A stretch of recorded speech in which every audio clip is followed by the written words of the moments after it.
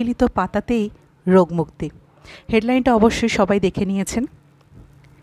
এই পাতাটা পশ্চিমবাংলার ঘরে ঘরে খুবই পরিচিত, বিশেষ করে গ্রাম বাংলার ঘরে। এখনকার জেনারেশন না জানলেও মা মাসিরা কিন্তু খুব ভালো করে চেনেন। বলতে পারবেন এই পাতাগুলোর নাম কি? হ্যাঁ, এই পাতার নাম হচ্ছে গন্ধগাতাল বা গাদাল পাতা। রাস্তার ধারে আনাচে কানাচে গজিয়ে ওঠা এই অবহেলিত পাতার কিন্তু ঔষধি গুণ অপরিসীম। জানেন কি, ডায়রিয়া, পেটের ওষুধ, আমবাত, অশ্ব, আমাশা, প্রচুর প্রচুর রোগের ধন্বন্তরী ওষুধ হচ্ছে এই পাতাগুলো। এই গাদাল পাতার রস যদি 10 ফোঁটা মধুর সাথে মিশিয়ে খান, তাহলে আমাশা কিন্তু চিরতরে নিরাময় হয়। আবার এই রসের সাথে যদি সামান্য একটু লবণ মিশিয়ে খালি পেটে সকালে খান, তাহলে অনেক কোষ্ঠকাঠিন্য দূর হয়ে যায়।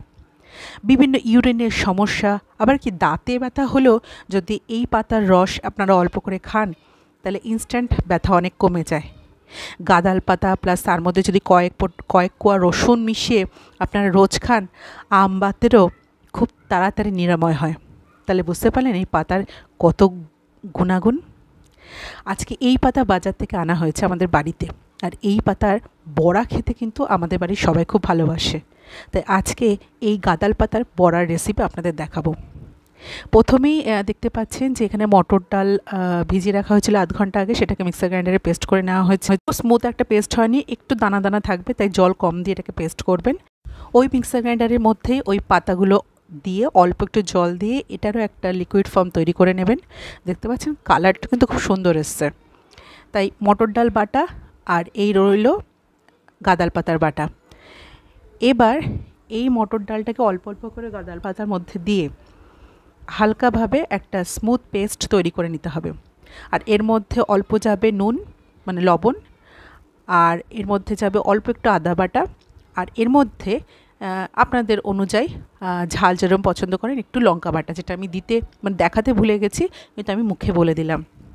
এরকম একটা পেস্ট তৈরি করবেন, আর তেল গরম করে তার মধ্যে এরকম ছোট ছোট করে আপনারা দিতে পারেন, বা চ্যাপটা চ্যাপটা করে বড় বড় করে করতে পারেন, এটা আপনাদের উপর। তবে যেহেতু পাতা, সে তো খুব ভাজার দরকার নেই, কারণ বেশি ভাজলে পুড়ে যাবে, তাই একদম ধিমে আছে এটাকে করতে হবে। তো এই হয়ে গেছে আমাদের বড়া। দেখুন একদম কাছ থেকে আমি ক্যামেরায় দেখানোর চেষ্টা করেছি, একটু কালো কালো হয়ে যায় ভাজার পর। এই পাতার এক রকমের গন্ধ হয় বলে অনেকেই পছন্দ করে না, কিন্তু আমাদের ফ্যামিলিতে সবাই খুব ভালোবাসি বলে এটা প্রায়ই রান্না হয়। আপনারা গাদাল পাতাকে কোন ফর্মে খেতে ভালোবাসেন সেটা অবশ্যই কমেন্ট বক্সে কমেন্ট করে জানাবেন। ধন্যবাদ।